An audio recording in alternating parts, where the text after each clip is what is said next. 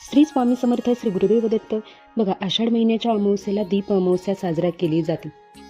ही अमावस्या संपली म्हणजेच आषाढ महिन्याची अमावस्या संपली की श्रावण महिन्याला सुरुवात होत असते आणि श्रावण महिन्यामध्ये विविध व्रत, सेवा, उपासना केली जाते.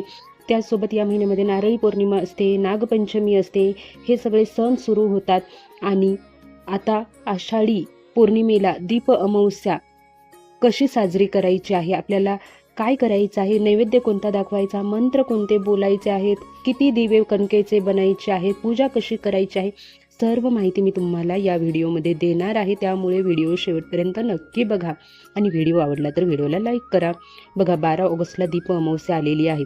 दीप अमावस्येला आपल्या घरात जेवढे काही दिवे असतील, देवघरामध्ये असू द्या, तुम्ही काढून ठेवलेले कुठे गणपतीसाठी आपण एक्स्ट्रा समय आणत असतो, गौरी गणपतीच्या सणासाठी, इव्हन आपण दिवाळीमध्ये दिवे लावत असतो, जेवढे दिवे तुमच्याकडे असतील तेवढे दिवे आपल्याला स्वच्छ करून घ्यायचे आहेत आणि या सगळ्या दिव्यांना प्रज्वलित करायचं आहे. सोबतच कणकेचे दिवे देखील आपल्याला बनवायचे असतात, प्रज्वलित करायचे असतात, कारण की आपण कणकेच्या दिव्यांनीच आपल्या घरातील सगळ्या दिव्यांना पूजत असतो.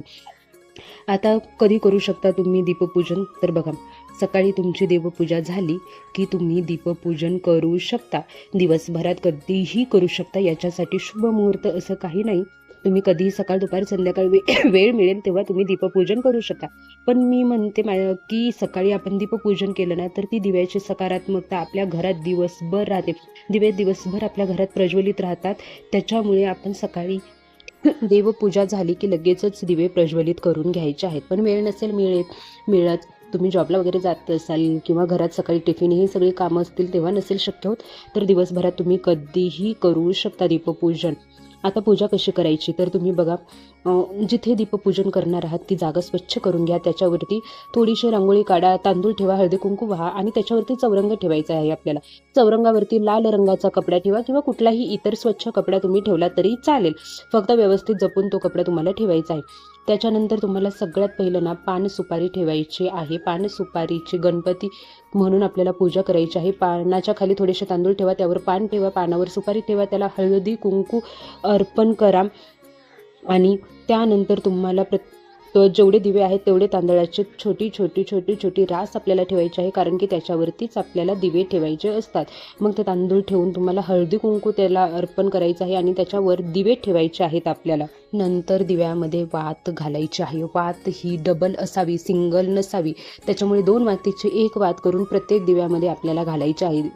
तुम्ही वाती आदल्या दिवशीच करून ठेवा. जर तुमच्याकडे कापूस नसेल तर तुम्हाला फुलवाल्यांकडे वगैरे इझिली वातीचं पाकिट मिळून जाईल. तुम्ही जसं करणार असाल, घरी करणार असाल, दिवे भरपूर असतील तर वाती वगैरे सगळं काही अगोदरच करून ठेवा. विकत आणणार असाल तर अति उत्तम, तुमची मर्जी.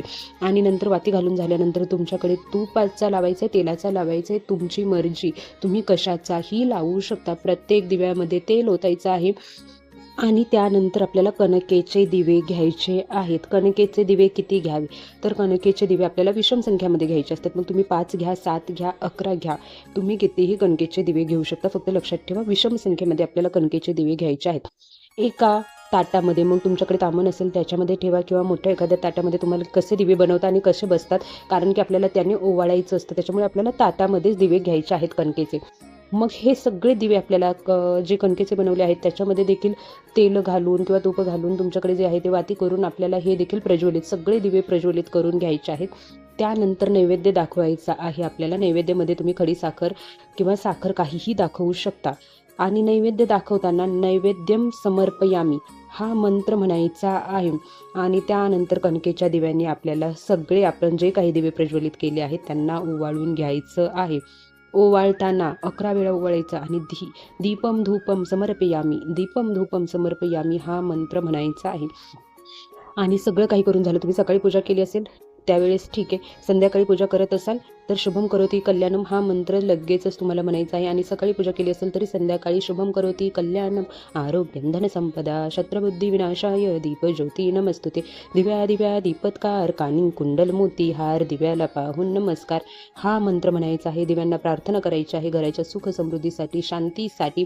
आणि असाच दीपमय उज्ज्वला आमच्या घरामध्ये राहू दे, प्रकाश आमच्या घरामध्ये राहू दे, असं दिव्यांना प्रार्थना करायची आहे. आणि आपली पूजा आहे तशीच रात्रभर ठेवायची आहे. दुसऱ्या दिवशी आपल्याला उत्तर पूजा करायची आहे आणि कणकेचे दिवे असतील त्यातील वाती काढून तुम्ही गाईला ते दिवे खायला देऊ शकता. तेल वगैरे असेल तर ते थोडंसं साफ करा आणि रात्री कणकेचे दिवे देखील व्यवस्थित ठेवा, जेणेकरून घरामध्ये एखादी किडी, मुंगे किंवा कॉक्रोचेस असतील, म्हणजे काही असेल कीटनाशक, ते त्याला खाऊ नये किंवा पाल वगैरे काहीही असू शकतं ते आपण, कारण की दुसऱ्या दिवशी गाईला देणार आहेत. तुम्ही उघडे ठेवणार असाल तर गाईला देऊ नका. म्हणून सांगते, संध्याकाळी रात्री झोपण्यापूर्वी ते दिवे देखील तुम्ही झाकून ठेवा, जेणेकरून तुम्ही दुसऱ्या दिवशी ते गाईला खायला घालू शकता. अशा प्रकारे आपल्याला दीप अमावस्या साजरी करायची आहे. व्हिडिओ आवडला असेल तर व्हिडिओला लाईक करा, कमेंट करा, शेअर करा. श्री स्वामी समर्थ.